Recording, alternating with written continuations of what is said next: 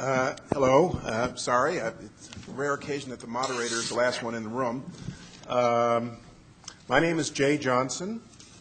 Welcome to the breakout session on detainee treatment under the MCA, which continues to be, unfortunately, continues to be a controversial subject. Let me introduce myself, say a few words, and then talk about each of our panelists. We have a very distinguished panel ranging from people who, in connection with this issue, have literally been boots on the ground, literally, and people who, at least three of our panelists have been to Guantanamo Bay, I know, people who write about these issues, think about these issues, and have represented detainees.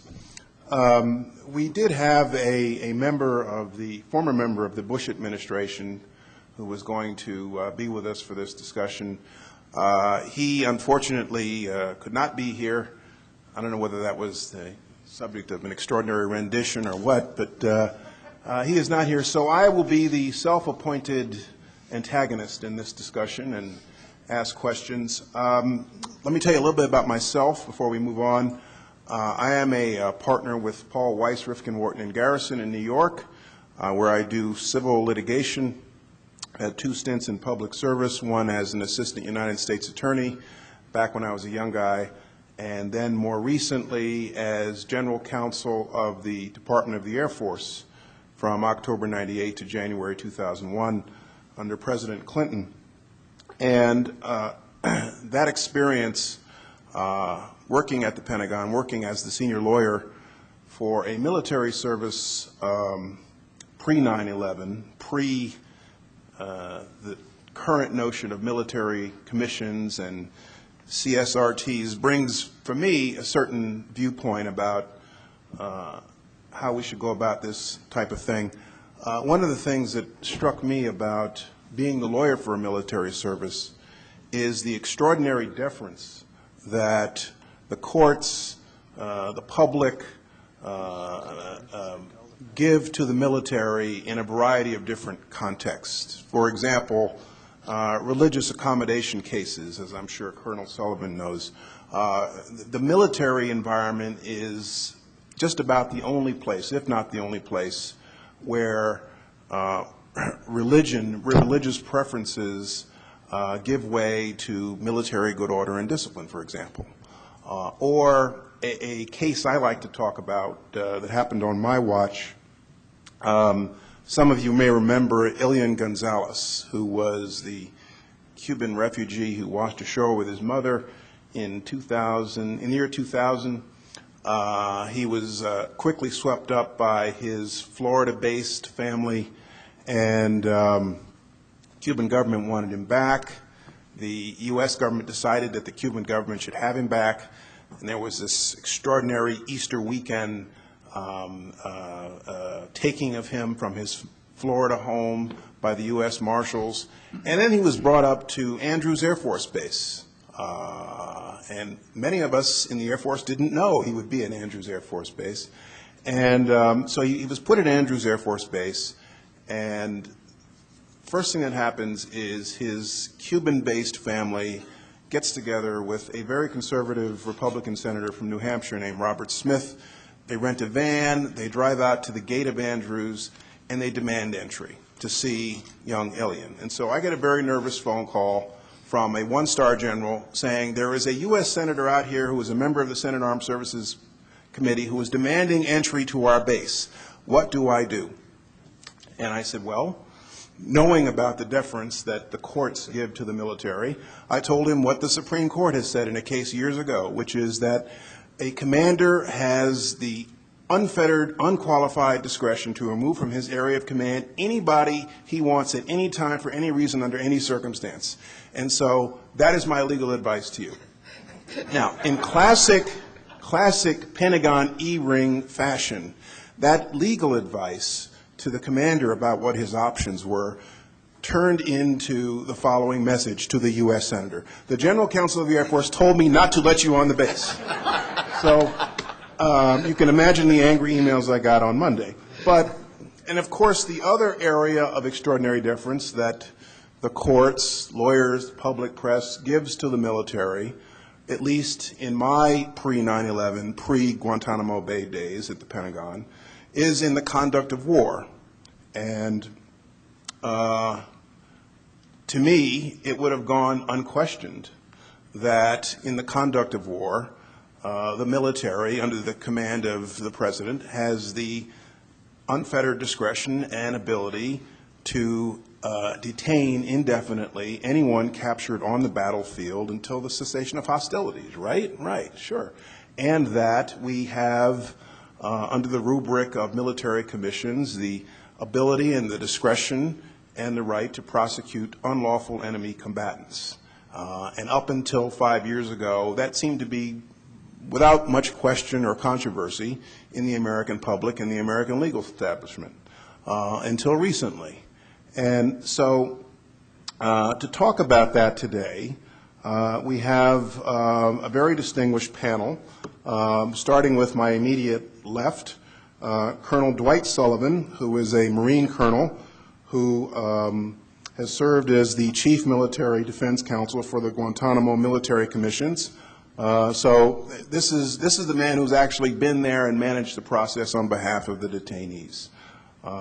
He has been outspoken, to his credit, in his criticism of the manner in which the process at Guantanamo Bay has been conducted. And I'm sure many of you here, many of you in the audience have yourselves pro bono represented detainees, are familiar with Colonel Sullivan's remarks. We also have civilian Sullivan over here, Mr. Thomas Sullivan, who is a litigation partner at Jenner and Block in Chicago, who has written a number of things on the issue and has represented himself, Guantanamo Bay detainees pro bono, and has been successful in a number of cases. Then we have Hina Shamsi, Deputy Director, Senior Counsel of Human Rights First, an organization that I work with a lot and I'm very familiar with. She is in charge of the Human Rights First organization's Law and Security Program. She is co-author of Torture by Proxy, International and Domestic Law Applicable to Extraordinary Renditions. She has been to Guantanamo Bay herself, and she will talk. She was an associate at Cleary Gottlieb in New York for years. She will talk in particular about the MCA, which was enacted in 2006. And then we have Professor Lawrence Klaus, there he is, Professor of Law at the University of San Diego Law School, who has done writing and a lot of thinking on the subject, and in his remarks will talk in particular about the habeas suspension clause in the Constitution and the decision of the D.C. Circuit last year on that issue. So that's our panel. Just as another preliminary, I believe it's the case that at Guantanamo Bay there have been 3 prosecutions so far. One was a guilty plea of David Hicks, and the other 2 were the cases in which the military judges dismissed the prosecutions because the detainees had not been designated unlawful enemy combatants versus enemy combatants. So to date we have just 3 prosecutions, 2 of which were aborted and 1 of which was a guilty plea after 5 or 6 years on this. But so with that, I'd like to have each of our panelists give 5 to 7 minutes worth of remarks. I will then, in the order in which they are seated, starting with Colonel Sullivan, and I will then, or unless you have another order of preference, I will then. Would you like to go third, fourth, last? Okay. Anybody else want to be clean up here? Okay. And I will then ask some questions to get us started, and I'm sure there'll be questions from all of you. So let's begin with Colonel Sullivan. Thank you very much for being here. Thank you. Let me begin with the obligatory disclaimer. While I'm here in uniform, the views I express will not necessarily be those of the administration or the Department of Defense, and given my job title of Chief Defense Counsel, it's probably a pretty good bet that they won't. In 2 weeks, I'll be stepping down from my position as Chief Defense Counsel, so I find myself in in a pretty reflective mood today.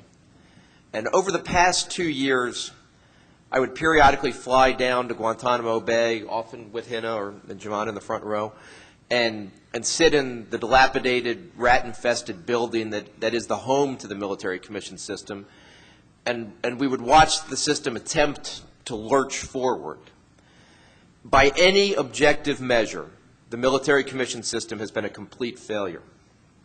From its inception in November of 2001 through May of 2006, the commission system was marked by one fiasco after another until on June 26, 2006, in the case of Hamdan versus Rumsfeld, the Supreme Court held that the original commission system was, and I quote, illegal because it violated the Uniform Code of Military Justice and Common Article 3 of the Geneva Conventions.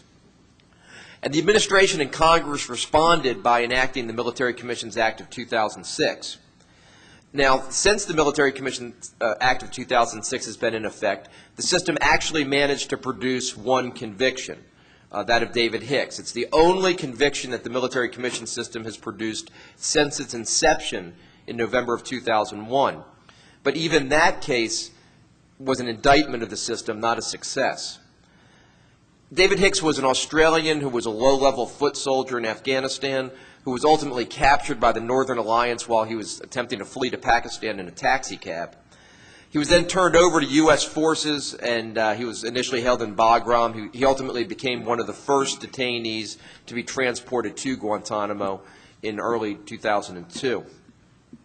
By 2007, which will be an election year in Australia, the Hicks case had become a political liability for John Howard, the Prime Minister of Australia, who was a key U.S. ally in the war in Iraq.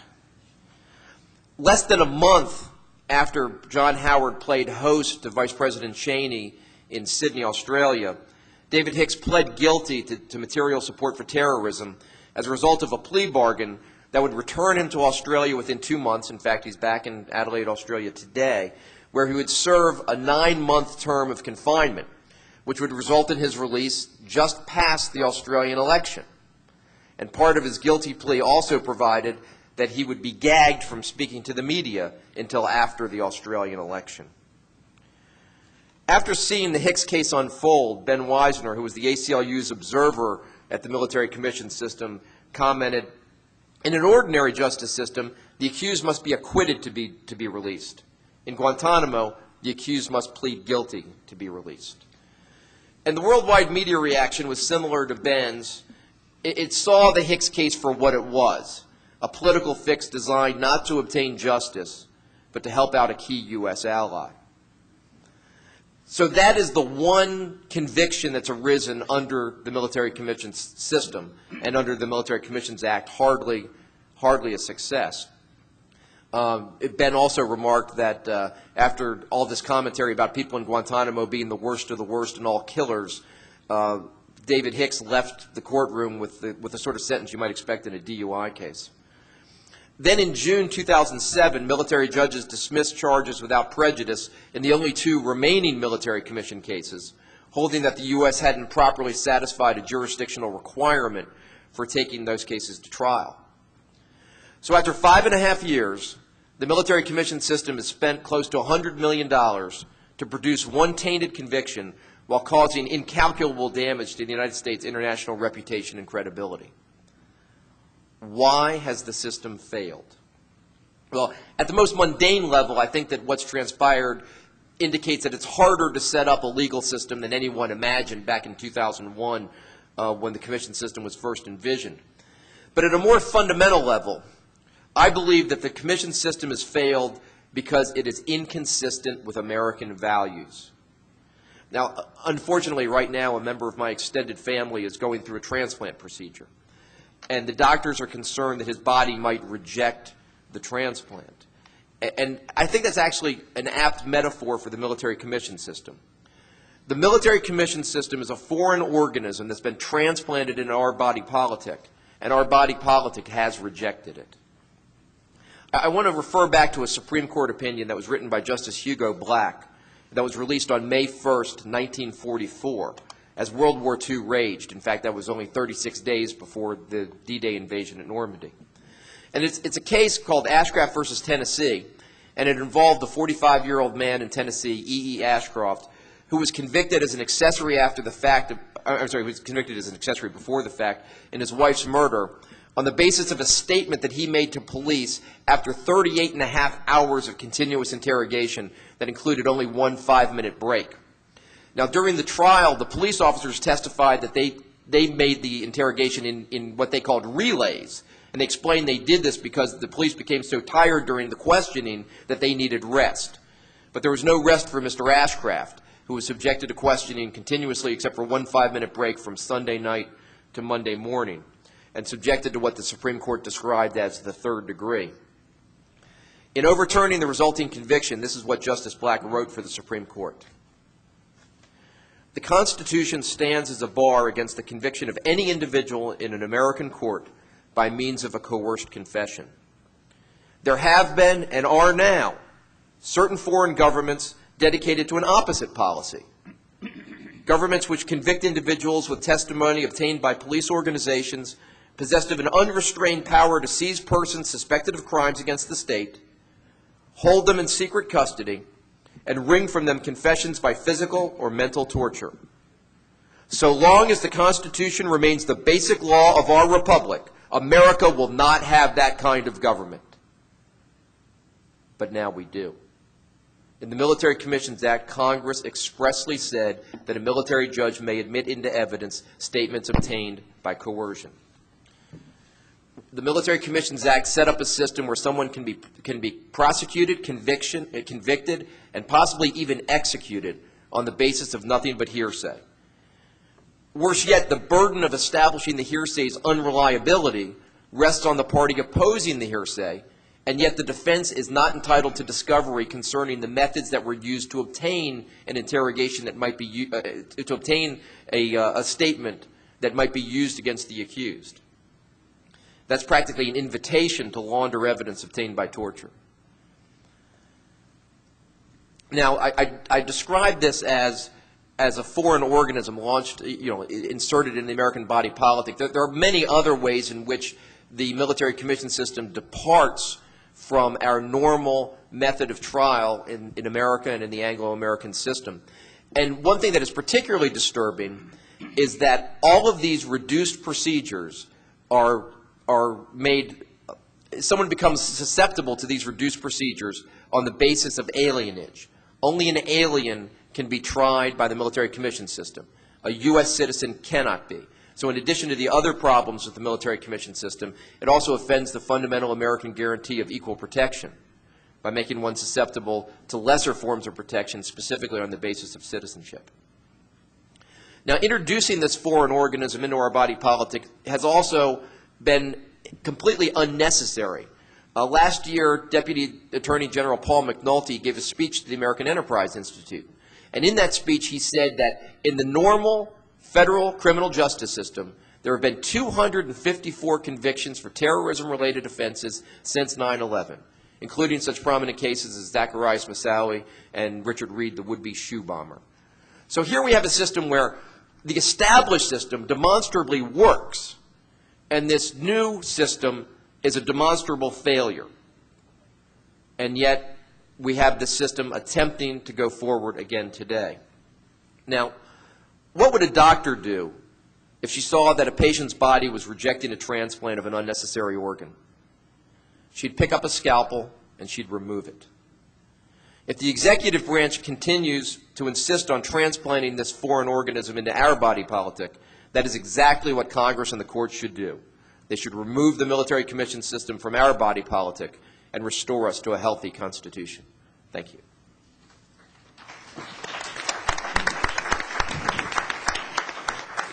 Tom, you want to go ahead? Yes, thank you. Thank you for being here. My name is Tom Sullivan. I practiced law in Chicago for the last 2.5 score, plus 4. How many of you have been to Guantanamo Bay? 2. I recently wrote an article in a publication that nobody reads far as I can tell. It's called The Circuit Rider, which is the Seventh Circuit Bar Association publication. You read it? All right. And so I'm trying to sell this article. So if anybody would like a copy of it, just come up and give me your name and address or email, and I'll send it to you, and then you tell me where I should send it to get it published more widely. But I put it in the second person to describe what it's like to go down to Guantanamo Bay and be there. And those of you who have been there can relate to that. And I also applaud very much my lanceman, Colonel Sullivan. You're not leaving the Army, Marine Corps, are you? I'm going back into civilian life. Oh, are you? Okay. I was telling him that when I was in the Army in Korea, just out of law school, I was in the Fort Bliss, Texas legal office as a clerk typist. I was the only lawyer in the office. But anyhow, on the plane coming out, I was reading this book, Fatal Shore, which is a book by Robert Hughes about the settlement of Australia by the British. After the American Revolution, they could no longer send their prisoners to the United States, so they started sending it down to Australia, which was really the start of the settlement of Australia. And it took almost a year for the ship to get down there with all these prisoners. But I thought it was interesting to draw an analogy.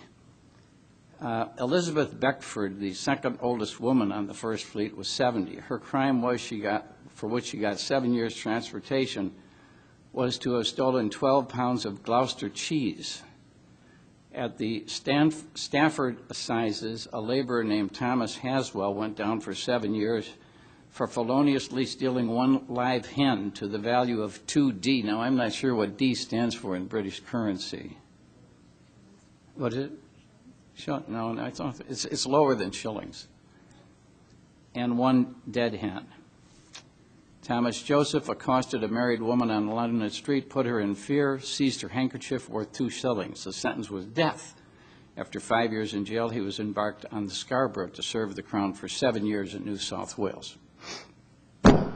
My first client, Abdul Hadi al-Sabai, who I went to see in January 2006, was a policeman in Riyadh, Saudi Arabia for 17 years. He was married with 4 children.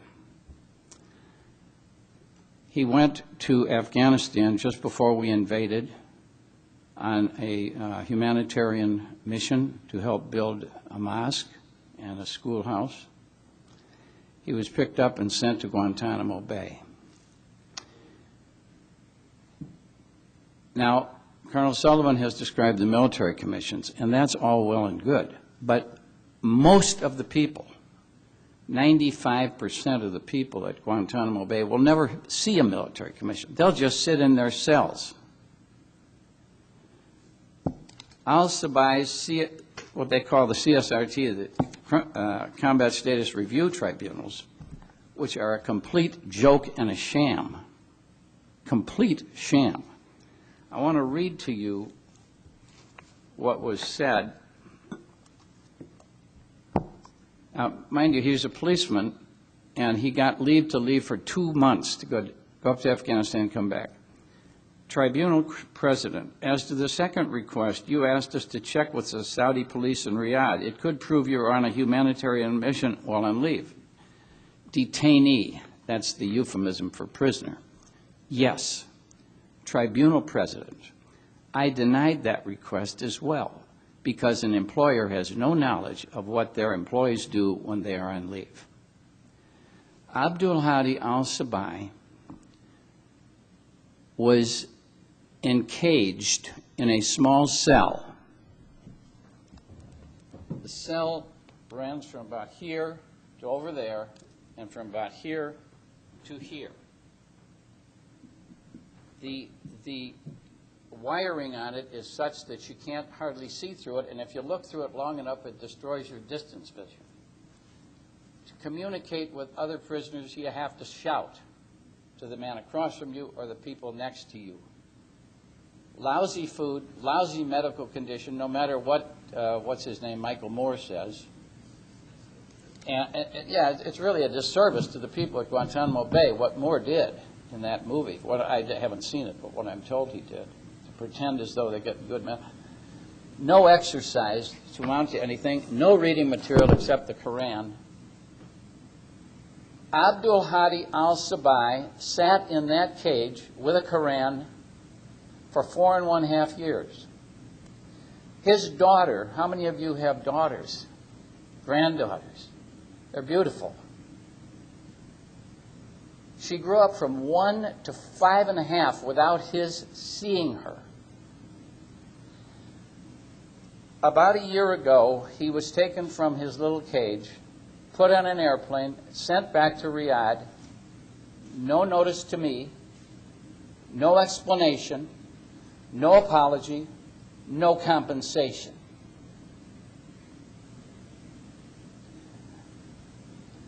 These people that were sent down, as they say, had a trial in front of a judge in England. The sentences were terrifically harsh, but at least they were convicted of doing something. Abdul Hadi al-Sabai was sold for $5,000 over in Pakistan, from which he had fled when we invaded, and sat in a cage for 4.5 years for doing nothing. Now, those of us who represent people down there believe, and I'm now speaking for a large group of lawyers who are handling these cases pro bono, mostly in Washington and New York, a few of us in Chicago, that most of these people that are prisoners are not enemy combatants. They're not dangerous.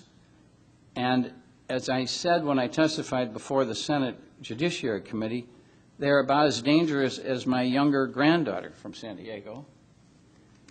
My older granddaughter remonstrated with me on the ground of a negative pregnant. You understand that? In other words, wait a minute, you said Corinne? How about me? You're saying I was dangerous? So anyhow,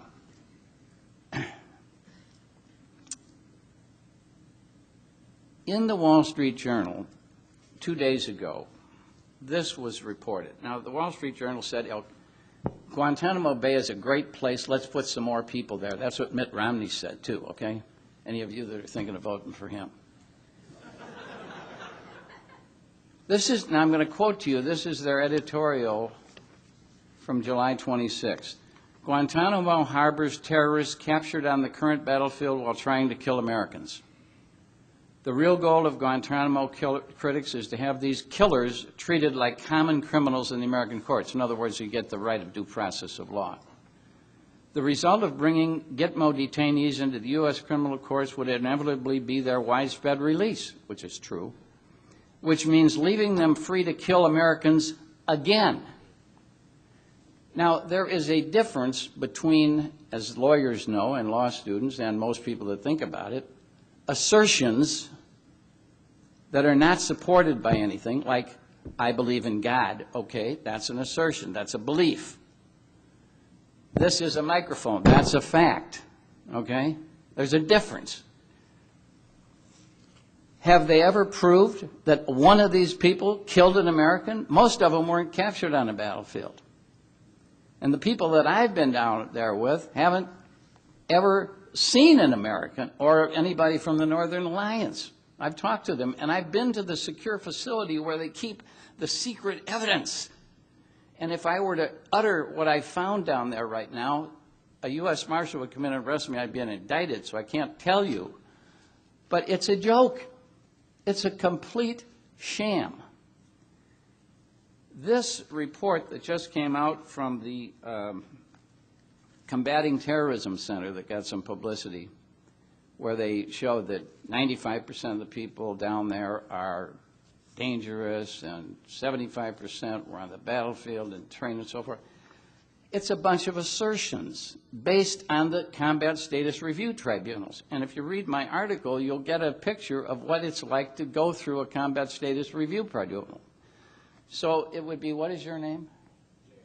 JR. JR, they say you were picked up with a rifle. What do you got to say about that? They say you were this. What do you got to say about that? Okay, got anything else you want to say? That's the end of the hearing. That's what the CSRTs were.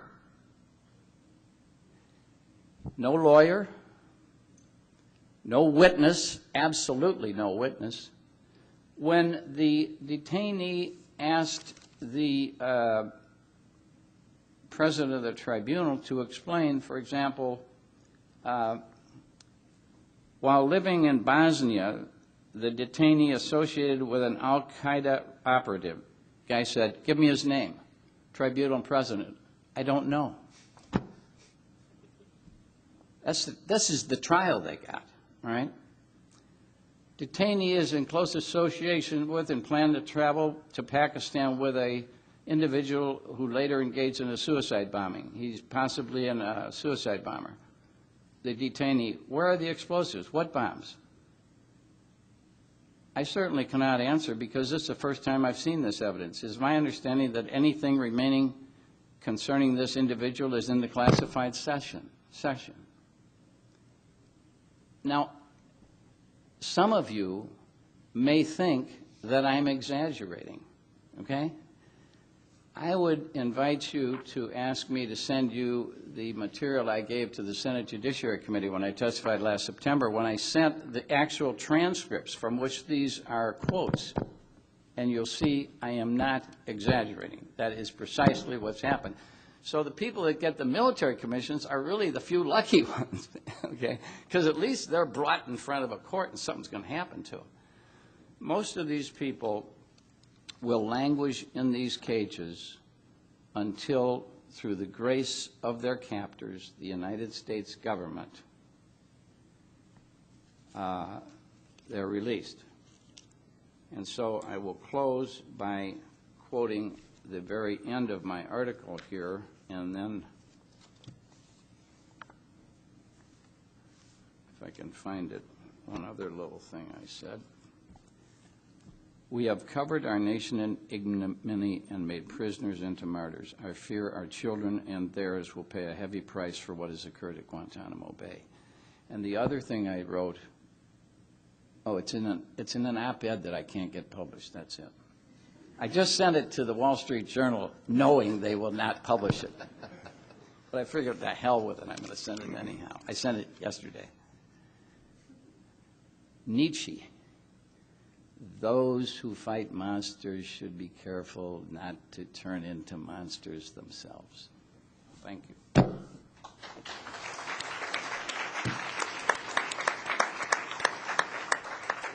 Professor.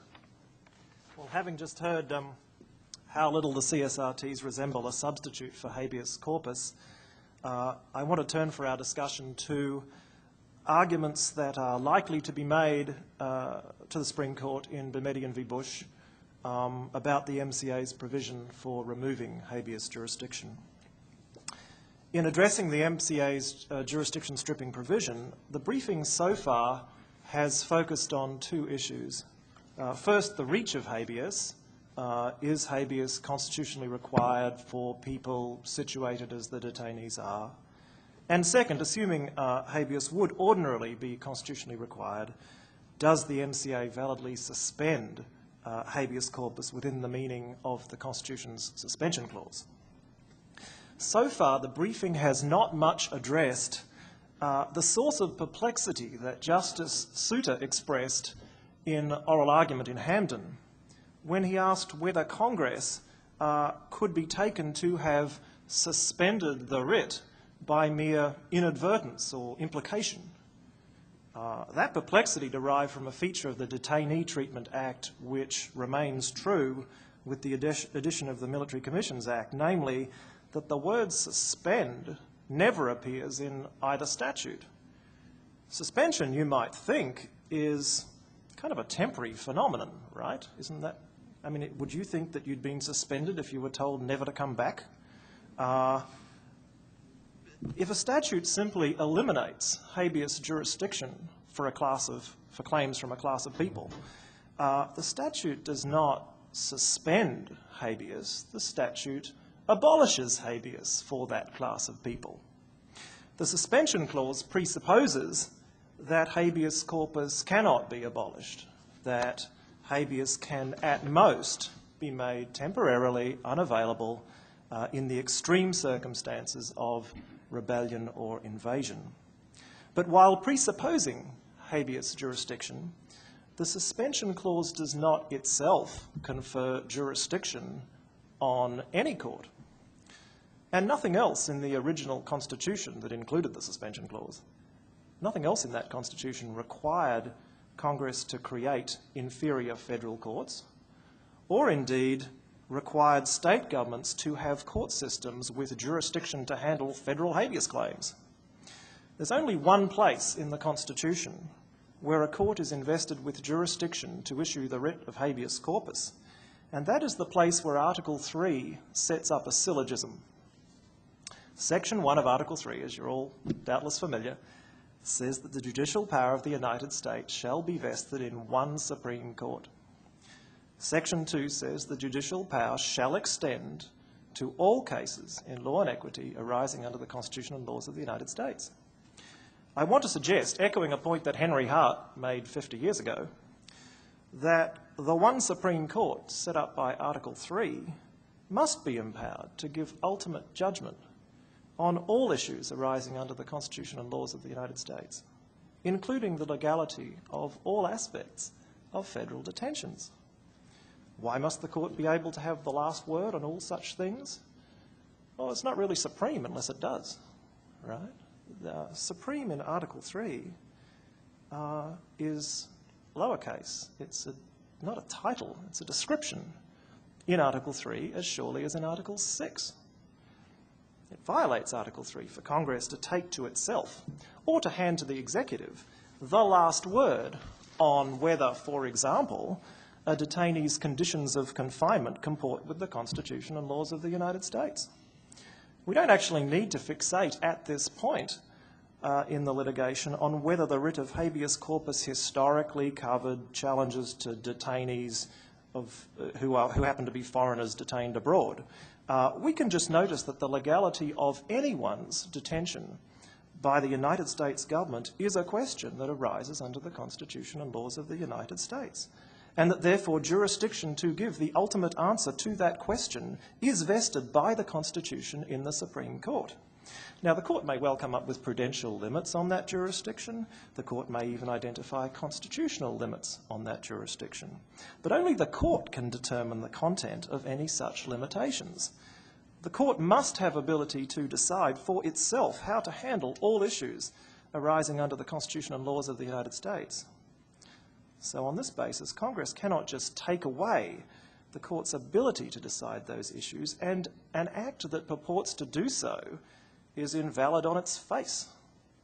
In other words, I'm suggesting that in addressing what's wrong with the Military Commissions Act's jurisdiction stripping, we need to see the Act's tension with the suspension clause, which gets talked about in the briefs a lot, as just a symptom of the true pathology. The underlying disease is the Act's violation of Article 3. Well, why has this not been universally obvious? The answer is that from very early in the Constitution's life, the separate paragraph of Article 3 that distributes the Supreme Court's jurisdiction between original and appellate dockets has been misconstrued to let Congress take some Article 3 matters away from the Supreme Court completely. Article 3 recognises that Congress has power to make exceptions to the Supreme Court's appellate jurisdiction. Both textual coherence and the drafting history of Article 3, as it turns out, strongly support reading Congress's exceptions power merely as a power to move matters from the Supreme Court's appellate jurisdiction to the court's original jurisdiction. The exceptions language recognised that Congress could decide how the Supreme Court would exercise ultimacy over Article 3 matters, not whether the Supreme Court would have jurisdiction at all. The currently received wisdom that Congress can, at least in some circumstances, strip jurisdiction from the Supreme Court needs to change, and this is the most plausible candidate we've had in 2 centuries for changing it. the reason the orthodoxy on this hasn't changed long ago is that the MCA is so anomalous. Congress hardly ever does this. It hardly ever actually passes laws that take away previously acknowledged jurisdiction from the Supreme Court. And the reason for that is structural. The American system of government apportions power in a way that cannot work without an umpire. But here we're dealing with aliens who have no real champions in the elected branches of federal and state government, so Congress decided it could dispense with the umpire. The argument that you can expect to hear more of in the upcoming briefing, I think, is this. An act of Congress that removes habeas jurisdiction from lower courts without providing an alternative way for the Supreme Court to exercise habeas jurisdiction violates Article 3. Congress must either let inferior courts exercise original jurisdiction over habeas claims or make workable provision for the Supreme Court to exercise original jurisdiction over habeas claims. A statute that strips inferior courts without creating an alternative way for all issues in those claims to reach the Supreme Court violates Article 3. It also violates a range of other clauses in the Constitution that presuppose and depend for their efficacy on a proper reading of Article 3. The suspension clause, the due process clause, the petitions clause of the First Amendment, which applies to each branch of government, presumably. There are no big reliance interests that would favour stare decisis for jurisdiction stripping. So I think there's a real prospect that the court might hold that jurisdiction stripping of the kind that the MCA attempts is unconstitutional. Thank you.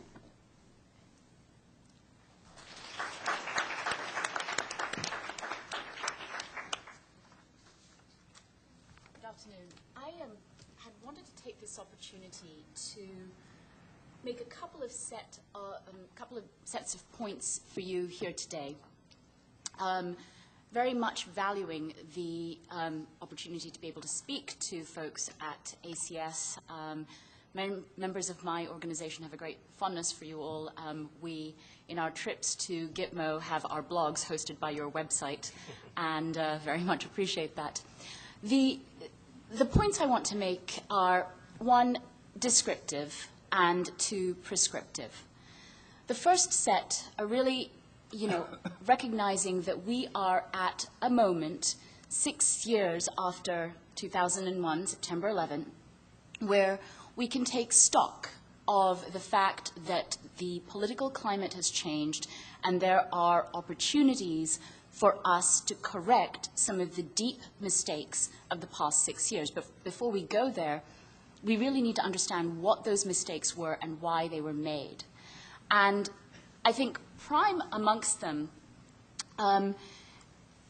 were a set of events based on a theory that I think you all are familiar with, the unitary executive theory, most famously promulgated by Professor John Yoo. My preferred term for it is actually the more colloquial one. It's one that Professor Jack Balkin of Yale uses. He calls it Article 2 on steroids. More apt description, I think.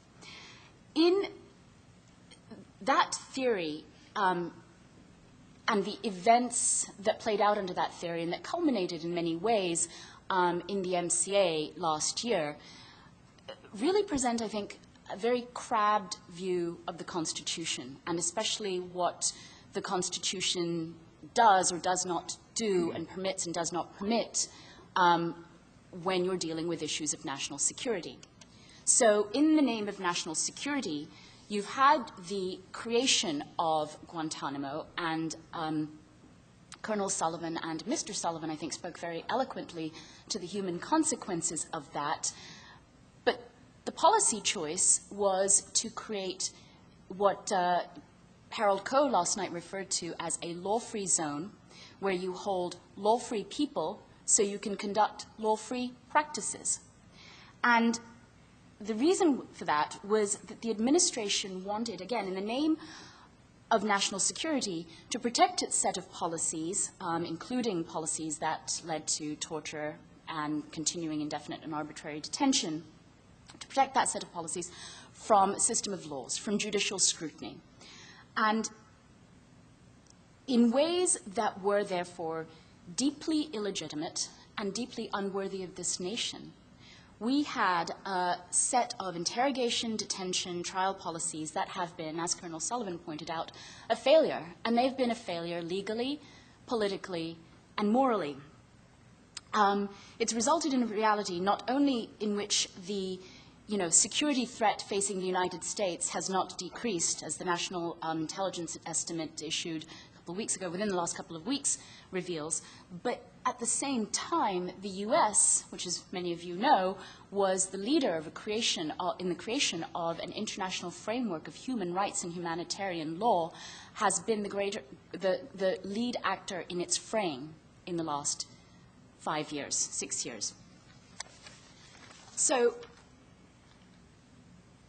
I'm reminded at this time of Benjamin Franklin's formulation that those who are willing to cede liberty for security deserve neither. Because the reality is, the evidence has shown that when we're willing to do that, we really risk losing both. And what's lost, and what was lost, I think, in the last 6 years, was just a reminder that the constitutional framework established by the founders was at a time when the very existence of this nation was at risk, right? A real, profound national security threat. And the response of the founders was to create a system that was based on the rule of law, a government of limited power, 3 co-equal branches of government.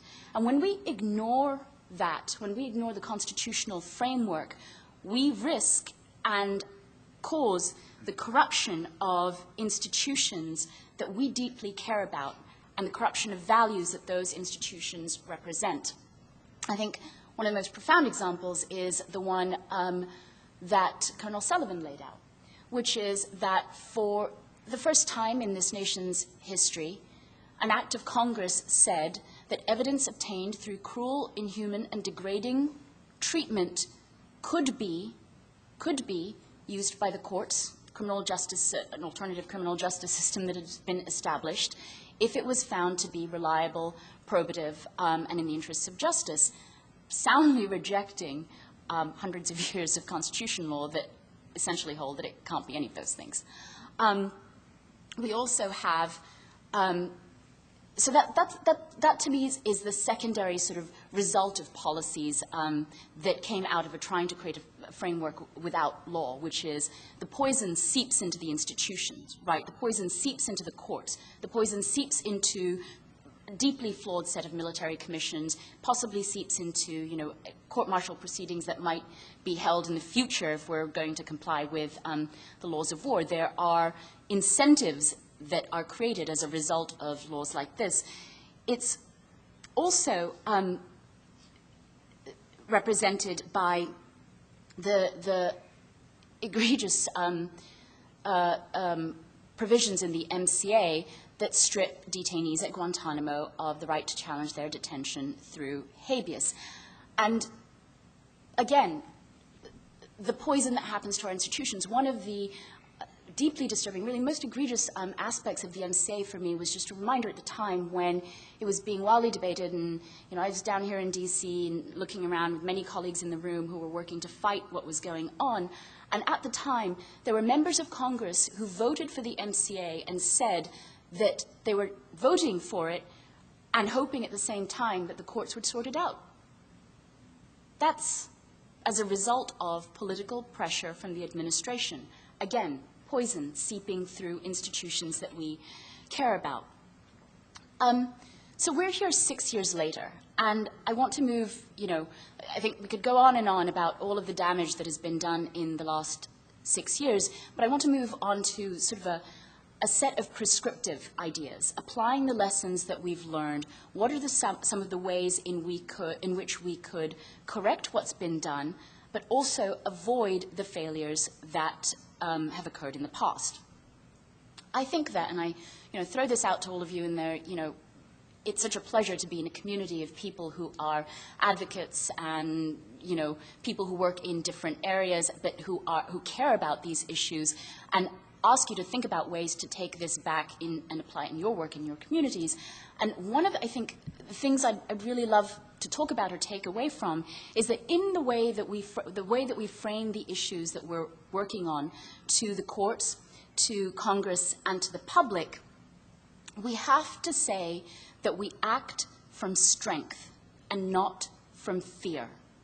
And what does that mean? Well, the strength that we have to turn to and return to is the confidence that we place in the constitutional framework, in which each branch of government is co-equal, and in the value that we give to those institutions. It's actually, and I'm going to sort of fill out a little bit more what I mean by that, it's not an easy set of tasks. I actually think it's long and difficult, but it is a very necessary set of tasks. So one thing to do, I think, acting from a position of strength, is to recognize where there has been failure and close Guantanamo, to release or transfer detainees who are not going to be subjected to prosecution for whatever reason, and to do that in accordance with the United States domestic laws and its international legal obligations, to bring the rest of the detainees to the United States for trial, if there's evidence sufficient to prosecute them, and to prosecute them either in regular criminal courts, which I think would be the preferred way to go, or in court-martial proceedings if the, the applicable legal military law framework applies, or military commissions. I'd even be willing to countenance that, but not as they're currently constituted. Military commissions that would comply with fair trial standards. And what's the reason for that? Well, it turns out that, as in many things over the last few years, the military has been the strongest ally of the human rights movement on why this is the right set of things to do. And although a little bit late, because it was only issued in 2006, the Army's counterinsurgency manual describes really the good set of reasons to do this. And if I could quote, "A government's respect for pre-existing and impersonal legal rules can provide the key to gaining widespread and enduring societal support. Illegitimate actions, such as unlawful detention, torture, and punishment without trial, are self-defeating, even against insurgents who conceal themselves amid non-combatants and flout the law."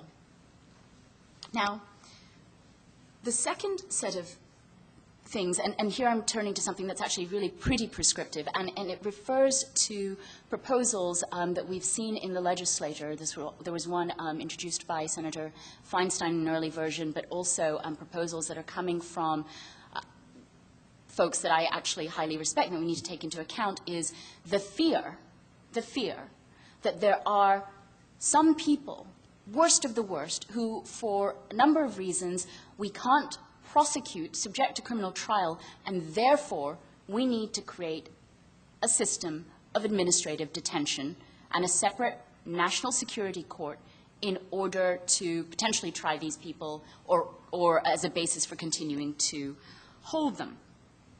And various different reasons have been offered as reasons for why we would need such a scheme, some of which, frighteningly, echo reasons offered for the MCA, including, people can't be prosecuted according to the normal rules because cases involve sensitive intelligence information, and terrorists are a different breed. They're too dangerous to be addressed through the regular court procedures. Now, any such proposal is deeply constitutionally suspect, to say the least. And, we can get into that. I'm not going to do that right now, something we can perhaps talk about if people are interested during the Q&A. But really, there are a couple of points that I want to make here about this set of proposals and the lessons that we can learn from Guantanamo and the MCA. It's a system, administrative detention, in its current form as proposed, that has nothing to do with the framework of the laws of war. So what we're doing is taking a concept, as was referred to earlier by Jay, the idea of during wartime you can have indefinite detention until war ceases, and applying it, grafting it on to a civilian system, repeating the likely mistake of messing with the framework of the laws of war, human rights, and domestic laws. Instead, what the proposals would look at is the idea of detaining people based on societal future dangerousness. And that is something that I think should be deeply troubling to us. Returning to the idea, though, of acting from strength, these proposals, I think, reveal a deep lack of faith in the courts and in their ability to deal with national security issues, which really flies in the face of reality and the fact that the courts have been very well dealing with national security issues and with terrorism crimes. It's also disturbing in the, I talked about how the proposals echo those before the MCA, and I'm reminded of one of the justifications for a number of the restrictions in the MCA was the idea that, if you're going to allow rights to detainees, then what you're going to want, and the people who are opposing the MCA, are warrants on the battlefield. Now, I got to say, I spent months on the issues. I never heard a single person calling for a warrant on the battlefield, right? But what the lesson to be learned is, there are a hard set of questions, perhaps, that we all need to engage in answering about whether courts are able to handle these terrorism crimes. I would say that they are, whether the laws that Congress has passed are able to deal with or address the set of terrorism threats. But it's a set of questions that has to be looked at critically, and it has to be examined with the kind of level of detail that says, are you willing to compromise laws, compromise an entire system to create another system, or is it more rational and better, policy-wise, legally, politically, to look at what exists and see then what needs changing, right? And that's really, I think, the second lesson, which is that Guantanamo was an answer to a set of questions that were never properly asked, right? And we really need to think about what our goals are. I cannot believe that it is a goal of the United States policy and security and legal establishment and citizens to establish a system of indefinite detention. I have to believe that our goals would instead be to prosecute and punish those who are found, who are alleged to have committed wrongs, punish them if they're found to have done so, and so therefore to help end terrorism. Instead, any kind of administrative detention scheme or similar schemes like it risk doing what Guantanamo has done, which is to make of our allies those who suspect us, to make even more enemies than might have otherwise existed, and to alienate those very communities, Muslims around the world and within this country, who should be frontline allies in efforts to counter terrorism. Guantanamo has become a roadblock, right? It is stopping us from moving forward in so many important ways. I think an administrative detention scheme, if enacted, can't guarantee you what it looks like, but I can guarantee you it would be a roadblock and that it would result in years of litigation. We need to restore habeas. I think that point is just out there, and especially hopefully with this crowd, so very obvious that I don't have to go more into it. Happy to if need be. We need to repeal the MCA. We need to really do away with that system that Colonel Sullivan so aptly described as having,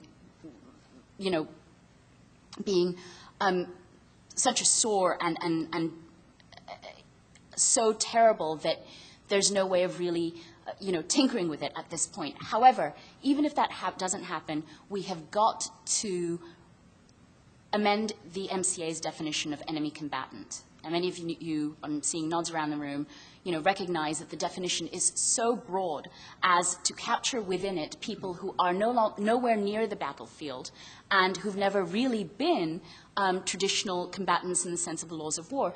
And it's not just, we don't need to just do that for us, but we need to do that for the many people around the world who rely on the United States leadership.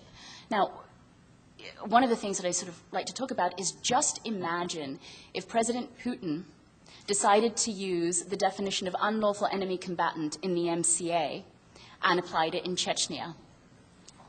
Some of the very folks that we've, human rights organizations and others in this room have reached out to and tried to help would be caught up as national security threats.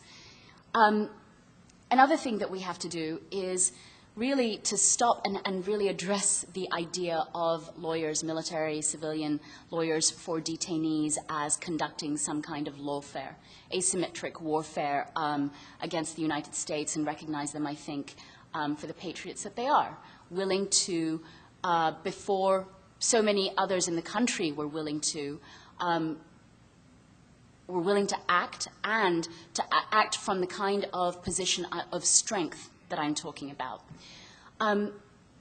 In terms of, maybe we can sort of get into it a little bit later about, the ability of the courts to handle terrorism and some of the things that I've talked about, but I wanted to leave you with a few words that those of us in my office working on these issues found actually very inspiring as we were thinking through them. And they're from Judge William Young, who was sentencing Richard Reed to not alleged, he was convicted, the shoe bomber, to life plus 110 years in federal prison. And this is what he said. "We are not afraid of any of your terrorist co-conspirators, Mr. Reed. We are Americans. We have been through the fire before. There is all too much war talk here. And I say that to everyone with the utmost respect. Here in this court, where we deal with individuals as individuals and care for individuals, as human beings, we reach out for justice. You are not an enemy combatant. You are a terrorist. You are not a soldier in any war. You are a terrorist. To give you that reference, to call you a soldier, gives you far too much stature. Whether it is the officers of government who do it, or your attorney who does it, or that happens to be your view, you are a terrorist. So war talk is way out of line in this court. You're a big fellow, but you're not that big. You're no warrior. I know warriors. You are a terrorist, a species of criminal guilty of multiple attempted murders. You're no big deal. And I think it's time for America to return to her values of a rule of law and working within a constitutional framework. Thank you.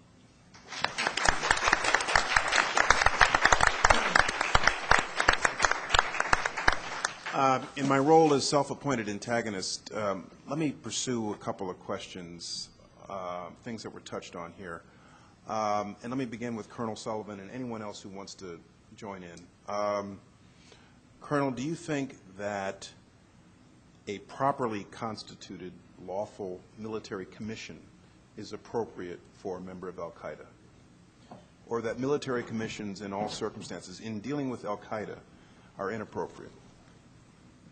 I think it is inappropriate. I think that there was no need to create a new system. The old system was perfectly capable of dealing with these cases, and in two ways, and Hina touched on this. Old system meaning the civilian criminal justice? Either a pre-9/11 system which would have authorized an individual to be tried in two different forums. First, one could be tried in U.S. District Court, as we've seen has repeatedly occurred since 9/11. But second, the Uniform Code of Military Justice includes a provision, Article 18, that establishes court-martial jurisdiction for anyone who's charged with a violation of the law of war.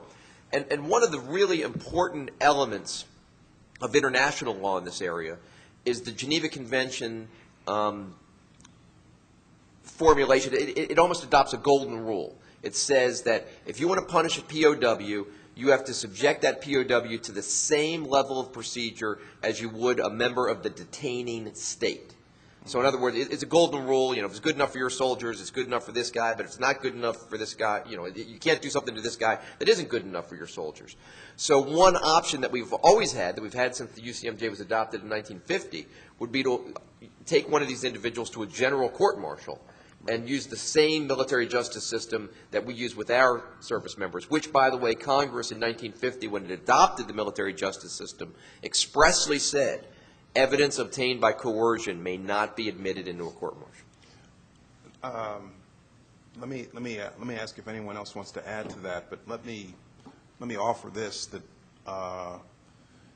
when, I know firsthand, in the Southern District of New York, when you prosecute a high-value terrorist, it puts a tremendous strain on the system. Foley Square looks like a fortress.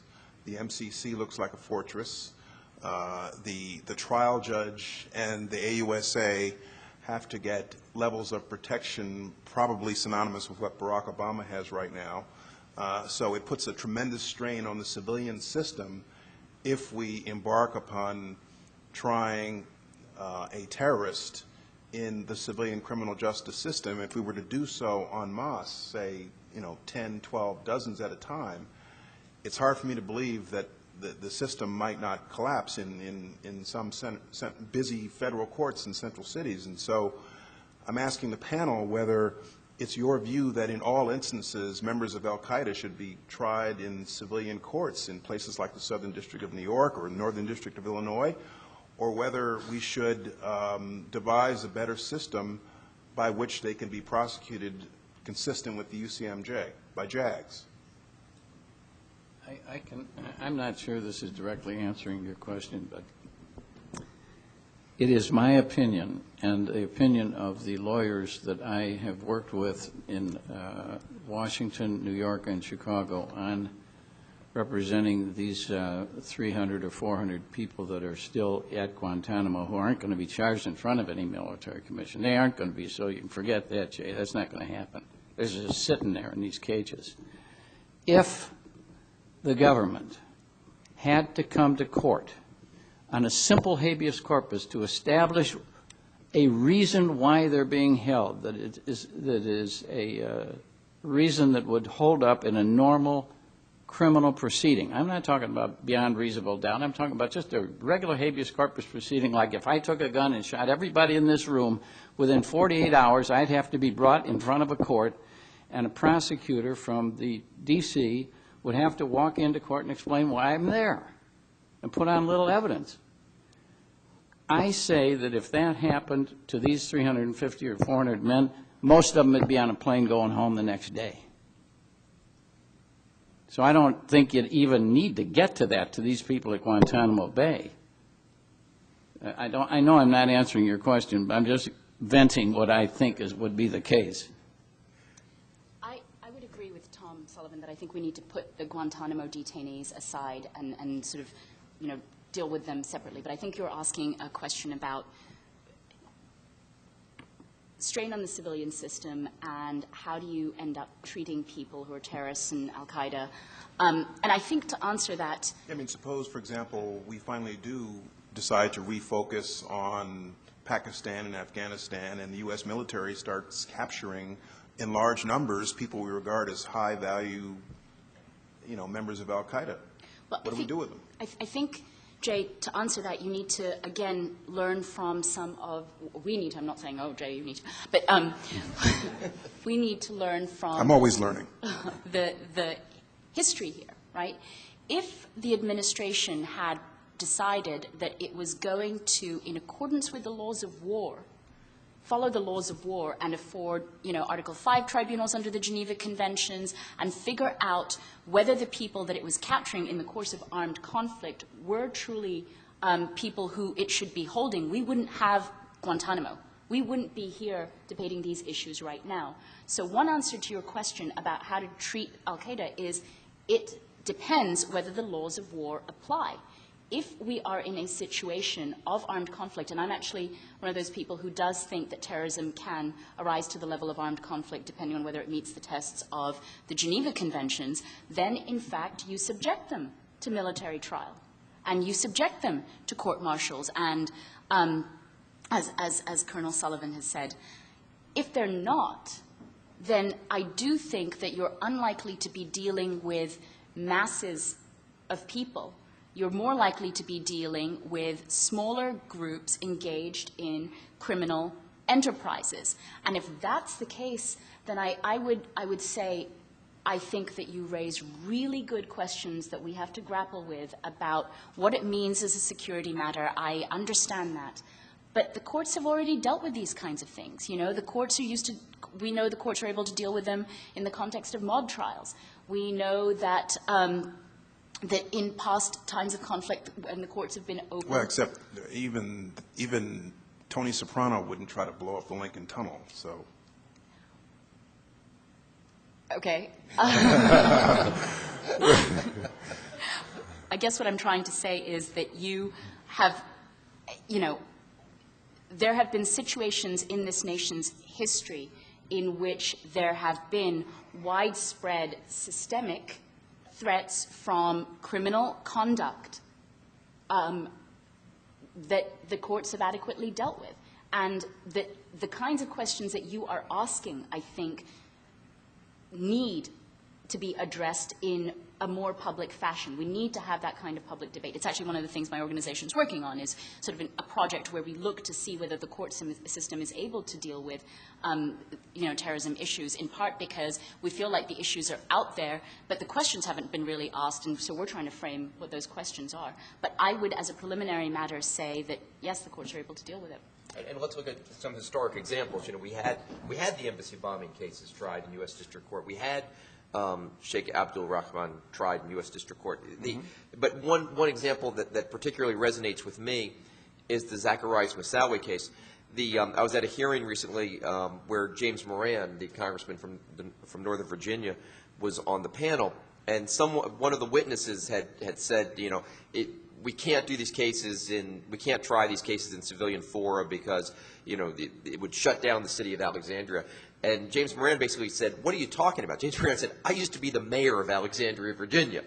And he was very familiar with what had happened in the Zacharias Moussaoui case. And he said, you know, there was no problem. You know, the system was capable of handling it. We can do this case in the Eastern District of Virginia.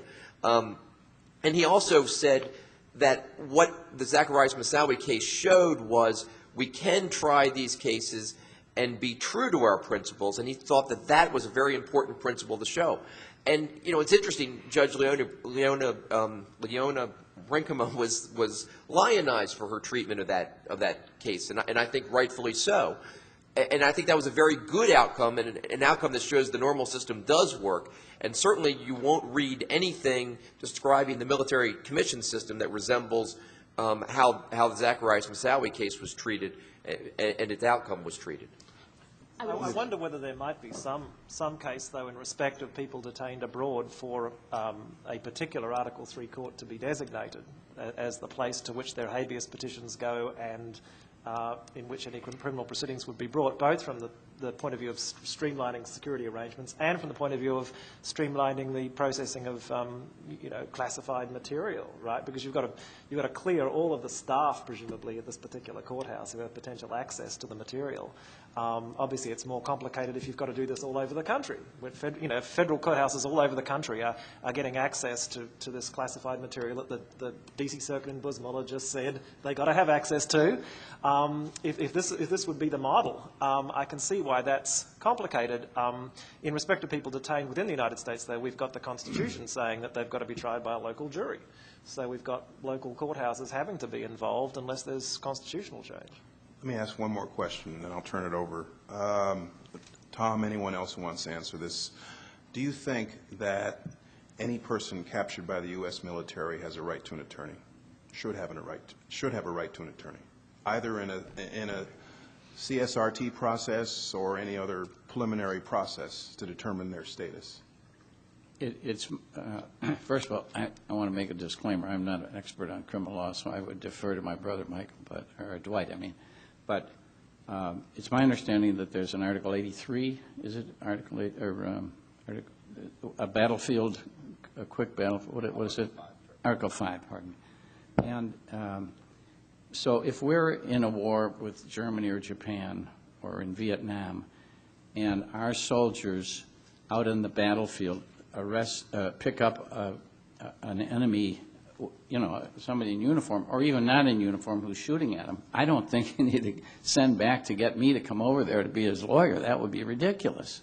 Mm-hmm. And I believe that the Code of Military Justice handles this under these Article 5 hearings, and I would defer to Dwight to explain how that works. Well, during the Vietnam War, during the first Iraq War, we had thousands of Article V tribunals in which the status of an individual that was detained was initially determined. And there is no right to counsel at those proceedings. There is ultimately the possibility that someone who's detained can file a habeas action in U.S. District Court. If it's from a foreign locale, that would probably be dismissed under the Eisentrager case. If someone's within the United States, there have been cases where the courts have entertained habeas cases from purported enemy combatants, the best example of that being the Ex parte Kieran case from 1942. Mm-hmm. Right. Right, but I guess what my real question is, how do we then draw the distinction between the conventional situations you both cite and the situation we're in now? How do we, where do we draw that line? I would like to say this, that if we have, this is a new situation because now we're supposedly, instead of a war against Japan or Vietnam or the Viet Cong or Germany or whoever, some country, it's an idea. It's an organization which we call terrorism or Al-Qaeda. And so it, as far as I can tell, it may never come to an end. It's not the kind, there's no precedent for this. So I would agree with, what's your first name? Hannah, that we need to rethink now that we're in a new situation. And it shouldn't just be George Bush and Donald Rumsfeld who think all these people are killers that make up the rules. That's a ridiculous way to do it. And then to have the Congress go along with these rules without thinking it through is even more ridiculous and disappointing. But we're in a new situation that requires new thinking. And so that's my answer. I don't know what the answer is, but I think we got to really take a good close look at it and do it thoughtfully and carefully and not just off the back of the hand like we did with the DTA and the MCA. Questions in the audience? Yes, ma'am, right here. You're next. After. Go ahead. I do have to say they did try the guys who were plotting to blow up Lincoln Tunnel. So they did try them in federal court, and I think Tony Soprano wouldn't have done it because he wants to get into New York. I did want to ask a question, though, and going back to what Hannah was talking about coming from a position of strength, and then Professor Klaus, you were talking about why no one's been having the conversation about Article 3, which is the way that one side of things has really succeeded in framing this debate, which has shifted the conversation to rights as sort of things that you grant to people. So, and saying things during the MCA debate like, you know, we can't give these guys the same rights we give our boys. We can't give these guys, you know, as if somehow you're granting rights. And it shifted the conversation from what we know these things to be, which are, you know, restrictions on state power, restrictions on executive power, and not something that gets doled out based on do we like your uniform or the side you're on.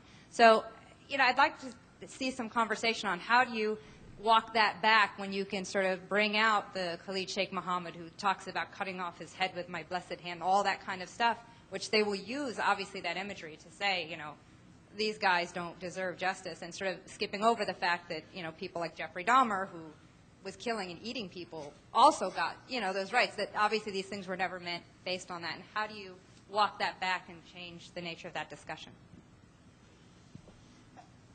I think one of the ways that you walk that back is that you take away from them the ability that very unfortunately we've given them right now to claim that they are warriors. It's the same idea that I was talking about before, which is to say, actually, you don't have that much valor. You're a criminal, and we're going to treat you as a criminal, and we're not going to treat you as a warrior, because if you were a warrior, then these are the sets of rules that would have applied, and you didn't follow them. You're a common terrorist criminal. And I think that's one way to sort of shift the debate away. And that's part of the danger of when you use the war paradigm, when you use what is a metaphor as a methodology, right? Because what you are left with is a meshing or a fraying of what were and should be otherwise clear models of law. You've now given an enemy a tool that that enemy does not otherwise have, which is for him to stand up and say that they are acting within war as a warrior, and also to claim that they're not being treated according to adequate procedure. We can very easily, again, acting from a position of strength, take that away by subjecting them to fair criminal trials. Yes, sir. Well, it seems to me that this is an international situation. I don't like calling it a war. But if it's an international situation, why do we have to be the crazy junkyard dog? Why can't this be constructed into a international court and have it dealt with that way? Because it's affecting the whole world. Even our, anti-constitutional policies end up affecting the rest of the world. And did you all hear the question? I think as an empirical matter, one of the reasons, probably one of the principal reasons why it has not been treated with an international tribunal like Nuremberg was that today it would be politically impossible to have an international tribunal with capital punishment. And I think that is really what drives this, is the desire for capital punishment. In fact, a lot of times I think about, why are we trying military commission cases at all? You have the administration that has said, we are empowered to detain these people until the end of hostilities, which essentially means detain them forever. If we can already keep Khalid Sheikh Mohammed forever, why are we even concerned about setting up this new sham trial process? And I think the only reason, I think there are only two possible reasons. Three possible reasons. One, PR. Two, to tie the hands of future administrations. And three, because we want to kill some people. And so I think that's probably one of the principal reasons why we haven't gone the international tribunal route.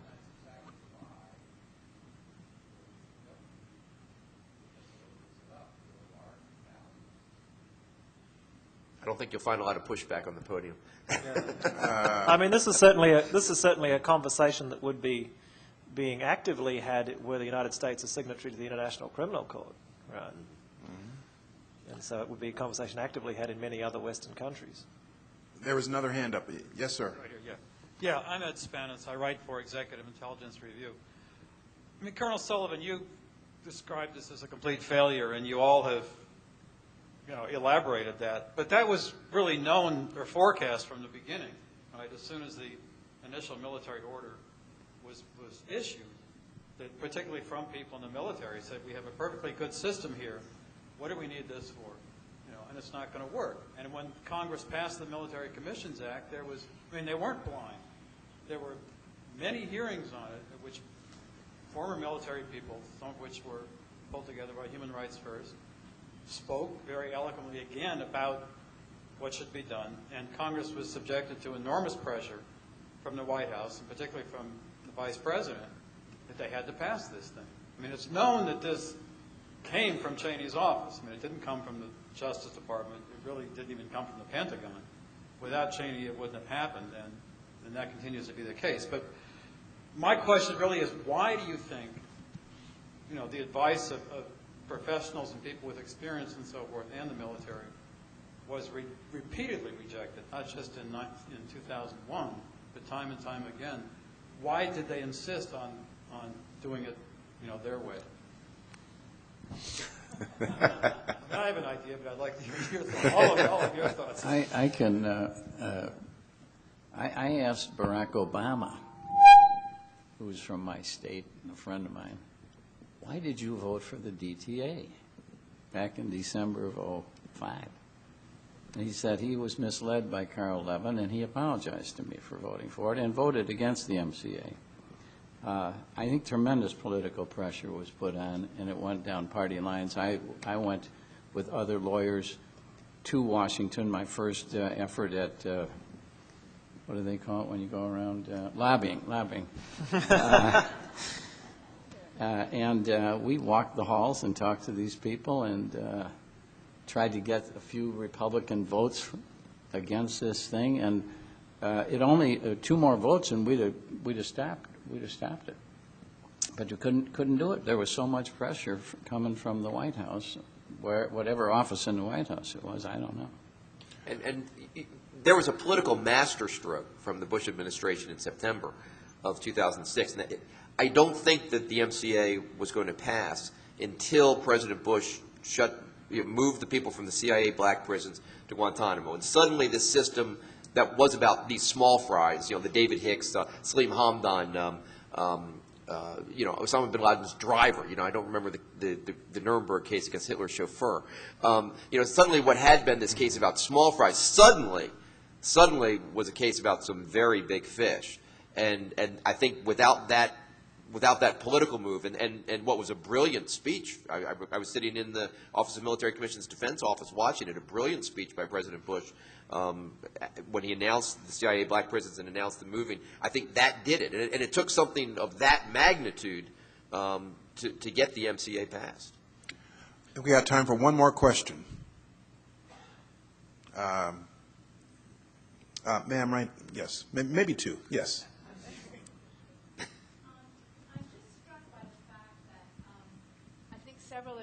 Several of you alluded to a shift in public opinion, which I think has taken place in no small part to the work that the attorneys representing prisoners at Guantanamo have done.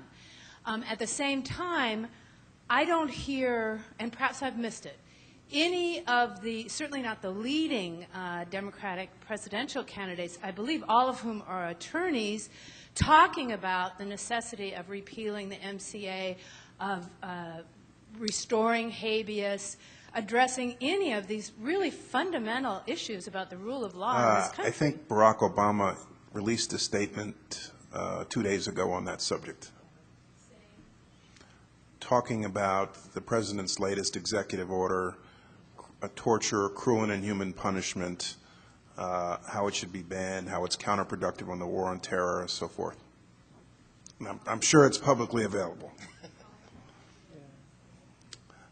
Anyone else want to comment? From a comparative perspective, I would just say, having lived in England and Australia with similar judicial systems, common law-based, similar rights, habeas corpus and the like, it's astonishing in this country the extent of public distrust of the criminal process. It seems to me it's perhaps partly backlash, residual backlash to the decisions of the Warren Court that expanded criminal defendants' rights, that there is this sense that you can't rely on the courts to convict guilty people, that leads in circumstances like this where you've really got to convict the guy, is the sense, to try to take it out of the criminal process. It's an amazing phenomenon. Perhaps what's needed is just more public advocacy on the part of the courts, because they don't advocate themselves, pointing out the extent to which the process is reliable. I think it's pathetic. I think it's absolutely pathetic. Gentleman here had his hand up in the front. That's an Bolt's question. The case that the Supreme Court has now said they are going to hear, that they weren't going to hear, what are the issues involved in that again? I'm not quite sure. I haven't followed that closely. That's the suspension clause, I believe. Isn't that right, Professor? Yes, I mean the focus is going to be on the constitutionality of the Act, and then that's a question of just what arguments can be made about provisions of the Constitution that can't be reconciled with that Act. And I think, yes, I mean, the only other way to deal with it, really, not reach the constitutionality, would be to try to come up with some argument that the Act can be read down so as not to exclude habeas claims. That would be beyond a stretch. The D.C. Circuit Court of Appeals, 2-1, held that the base at Guantanamo Bay is not within the United States within the meaning of the constitutional provision that says the writ of habeas corpus shall not be suspended except in cases of rebellion or whatever it was. It's that dinky a question. We own the thing. We don't own it. We lease it. We can release it in perpetuity. No Cuban can come in there without our permission. It's that dinky a question. And then if they hold that if Kennedy votes that it is, so you get 5 on that, then you've got to answer the question of whether the MCA provisions, which pick up the DTA provisions on the CSRTs, are an adequate substitute for habeas corpus, which any fool could tell you they're not. Okay? Any fool. Even Scalia could figure that out. Moreover, even if, so far as they went, the arrangements for appeal to the DC Circuit were an adequate substitute, even if that were true, whole classes of claim are excluded from any kind of CSRT process and review. So claims about conditions of confinement, I'm being, beaten up down here or something, or they're going to send me to a country where I'm going to have worse done to me, right? Injunctions to prevent that. Claims of those kinds are completely excluded by the Act. There is no circumstance in which they can be raised before a court. So the point of my talk earlier is that there are issues arising under the constitutional laws of the United States that are completely excluded from all Article 3 review. Gentleman with the tie, and this really has to be the last question, and they're going to throw us out of here. So, God forbid we ever capture Osama bin Laden. And I say that because I love my country and because I think no good could come from it. My question to you would be, say we did, what would we do with him? And I'd ask you to, at least at some point in that response, say what would be the best solution from the perspective of preventing the greatest number of terrorist acts and saving the most number of lives. And I would disagree with you. I say, God, I hope Osama bin Laden is captured, because I think that would be an intelligence coup for the United States. And what we should do in that instance is, throughout this process since 9/11, there's been a tension. Do we elevate the intelligence aspects, or do we elevate the law enforcement aspects? And the MCA is essentially an effort to say we don't have to pick. You can have both, and you can't have both. And what I would hope we would do in that instance is treat it as an intelligence bonanza and reap whatever intelligence benefits we can out of there, and not care one whit about whether we ultimately prosecute him or not. I'm sure that if we wanted to prosecute him, I'm sure that it wouldn't be very difficult. We have any number of statements that he's made confessing his liability in mass murder. We don't need to be afraid that we don't need to be concerned about, gee, do we need to Mirandize him so that we can have any resulting confession come into a military commission? I mean, it's silly to even ask that. What we should do in that instance is treat it as an intelligence opportunity and get whatever intelligence benefit we can.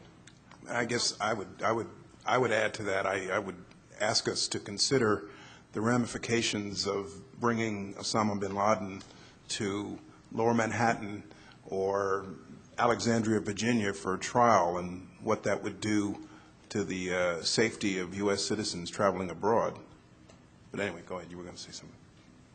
What I might have to say, I'm sure, is not going to be a surprise, which is that I think he should be Exhibit A in the ability of the United States to treat its worst enemies fairly, prosecute him, punish him, put him away, and diffuse him. Right? Stop him from being that glamorous, mythical figure that he currently is, and make him out to be the criminal, the terrible, evil criminal that he is, and put him away. You do more in terms of gaining allies around the world, including amongst Muslims around the world, and gaining back stature, I think, if that were able to successfully happen. Thank you all very much. Thank you for your interest in this issue. Thank you. Thank you, panelists.